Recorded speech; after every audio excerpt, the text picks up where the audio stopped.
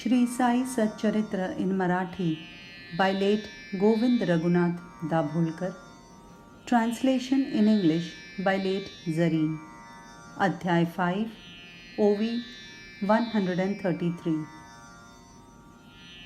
साई सर्वस्वी तया आधीन, पाहुनी ग्रामस्थ उद्विग्न मन, कैसे करावे तया स्वाधीन, विचारी निमग्न जाहले. But Sai had completely surrendered to him, Jawhar Ali, and the villagers were grieved over the situation.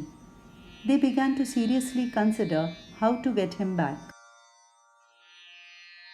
जैसे कनक आणि कांती, जैसा दीप आणि दीप्ती, तैसीची हे गुरु शिष्य स्थिती, ऐक्य प्रतीती उभयासी.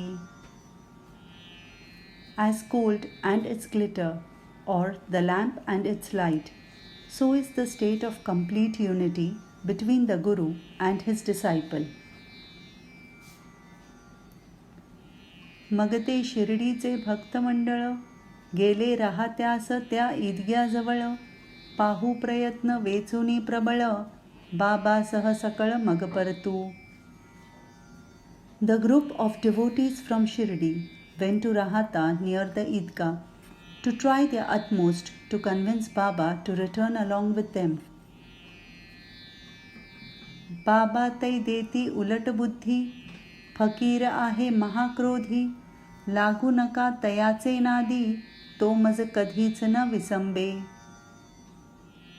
But Baba told them to the contrary. The fakir is very hot-tempered. Do not cross swords with him. He will never leave me.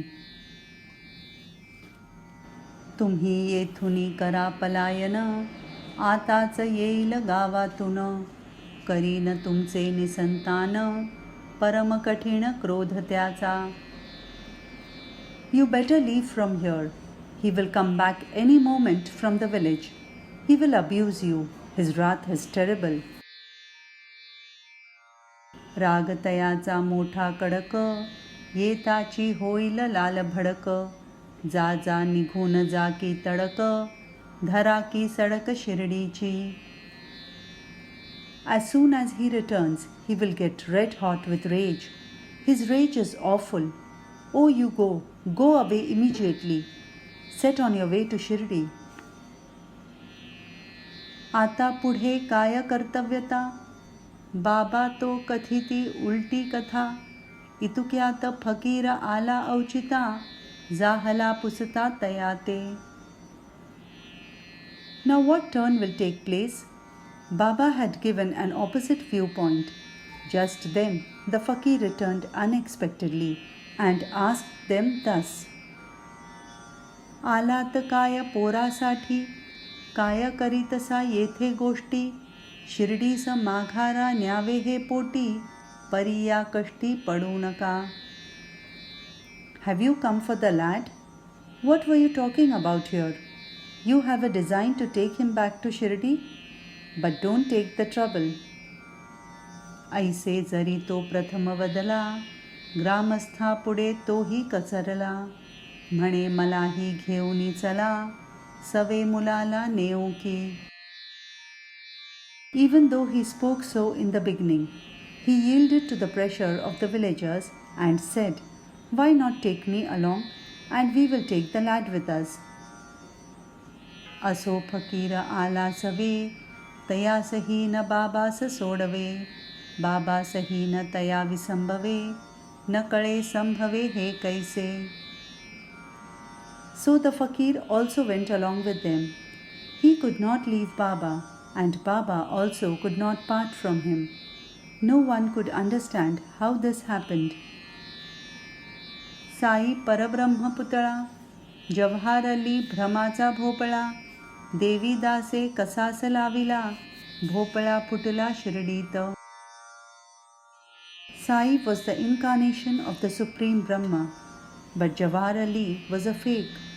Devidas tested him, and the cat was out of the bag in Shirdi. देवीदासाचा बांधा सुंदर, डोळे सतेज रूप मनोहर, 10-11 वर्षांची उमर, प्रथम शिर्डीवर आला तै. Devidas had a good physique, lustrous eyes, and attractive looks. He was 10 or 11 years old when he first came to Shirdi. ऐसा तो अल्पवयासी, एक लंगोट मात्र कासेसी, मारुतीचे देवळासी, तीर्थवासी तो उतरला. At that tender age, with a loin cloth round his waist, he came as a pilgrim and stayed in the Maruti temple. आप्पा भिल्ल म्हाळसापती, तयाकडे जाती येती, काशीरामादिक शिधा देती, वाढली महती तयाची. Appa Bhil and Mhalsapati were his regular visitors. Kashiram and others would give him alms. Thus his fame spread.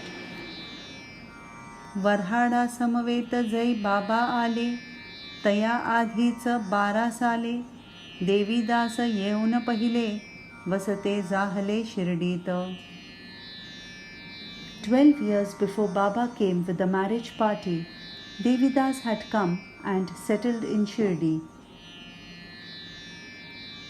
Appa villa पाटीवर शिकवी, व्यंकटेश स्तोत्र पढवी, सर्वांकरवी मुखोद्गत म्हणवी, पाठ चालवी नेमाने. Appa Bhil was taught to write on the slate and made to learn the Venkatesh Stotra. Everybody was also made to learn it by heart. The lessons were taken regularly. Devidas महाज्ञानी, गुरुत्व घेतले तात्याबांनी, काशीनाथादिक शिष्याग्रणी, तया चरणी लागले. Devidas was very learned. Tatyaba regarded him as his guru. Kashinath and others became his foremost disciples and worshipped him. तया पुढे तो फकीर आणिला, शास्त्रीय वादविवाद मांडिला, वैराग्याने फकीर जिंकिला, हा कुणी लाविला तेथून. The fakir, that is Jawhar Ali, was brought before Devidas and a debate regarding the Shastras took place. The Bairagi, that is Devidas, won over the fakir and the fakir was driven away from there. मग तो जो तेथुनी निसटला, वैजापुरी जाऊनी राहिला, पुढे कित्येक वर्षांनी आला, नमस्कारिला Sainath. After he escaped from there, he stayed at Vaijapur. Later, he returned after many years and bowed down to Sainath. आपण गुरु साई चेला, हा सर्व त्याचा भ्रम निरसला, बाबांनीही पूर्ववत सत्कारिला, शुद्ध जाहला पश्चात्तापे. The misconcept was cleared up that I am the Guru and Sai the Chela. Baba accepted him as before, since he had repented and was purified. ऐसी बाबांची अगाध लीला, निवाडा होण्याचा तेव्हा झाला, परी तो गुरु आपण चेला, भाव हा आदरिला तेथवर. Such were the inscrutable ways of Baba, till the time the fakir's illusion vanished. When it was destined to, Sai played up to it. हाची एक ये वर्तनी धडा, परी दुर्लभ ऐसा निधडा, होईल जयाचे मनाचा धडा, निरभिमान गडा चढेल. This is the only lesson learned from his behavior. It is rare to find such confidence, intrepidity, and courage. One who can follow this example, he will attain the acme of humility. येथे स्वबुद्धी परिकल्पित, चतुराई न कामा येत, जयामनी साधावे स्वहित, अभिमानरहित वर्तावे. In such matters, ingenuity and intelligence are of no use. One who wants to achieve his own good should behave without pride. जेणे देहाचा अभिमान जाळिला, तेणेची हा देह सार्थकी लाविला, तो मग कोणाचाही होईल चेला, साधावयाला परमार्थ. He who has burnt away his bodily pride is the person who alone has used his body for its proper purpose. To achieve the ultimate good, he may then become anybody's follower or disciple. पाहोनिया ती निर्विषय स्थिती, लहान थोर विस्मित चित्ती, वय लहान गोजिरी मूर्ती, chose करीती जनसारे. The young and the old were amazed to see this dispassionate state of mind in a boy so young and fair. All the people adored him and marveled at him. ज्ञानियाचा देह व्यापार, होतसे पूर्व कर्मानुसार, तयान प्रारब्ध कर्मभार, कर्मकर्तार होणेने. The actions of a realized person happen according to his past karma, but they are not a burden to him. He does not become the actual doer. जरी सूर्यास अंधारी रिघाव, तरीच ज्ञानिया द्वैत भाव, स्वस्वरूपची जया अवघे विश्व, वसता ठाव अद्वैत. Just as the sun cannot stay in darkness, so the man of enlightenment cannot stay in the state of duality. For him, the whole universe is the incarnation of his own self. He dwells in unity, Advait. हे गुरु शिष्याचे आचरित, साईनाथांचे परमभक्त, म्हाळसापतींनी करविले श्रुत, तैसेची साध्यंत कथियेले. This story of Guru and his disciples' behavior was narrated by Mhalsapati, a great devotee of Sainath. I have narrated from beginning to end as I heard it from him. असो आता हे आख्यान, पुढील चरित्र याहुनी गहन, होईल ते यथाक्रम कथन, सावधान श्रवणी व्हा. Let us end the narration now. The next one is more profound. It will be narrated in the proper sequence. Please listen with attention. मशीद पूर्वी होती कैसी, कैसिया कष्टी जाहली फरसी, साई हिंदू वा यवनवंशी, नेणवे भरवशी हे कवणा. What was the earlier condition of the masjid, with what difficulty it was paved, and whether Sai was a Hindu or a Muslim, no one knows this for a certainty.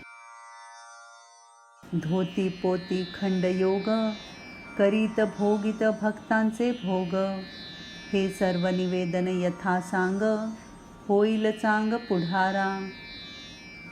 In the next chapter will come a detailed narration in its proper order of Baba's yogic practices such as Dhoti Poti and Khanda Yoga, and his taking upon himself the karmic sufferings of the devotees.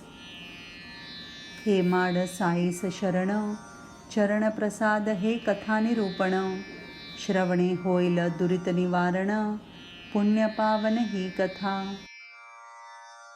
Hemad surrenders to Sai. This narration of his life story is due to his grace only, and listening to this meritorious and holy tale will remove the ignorance.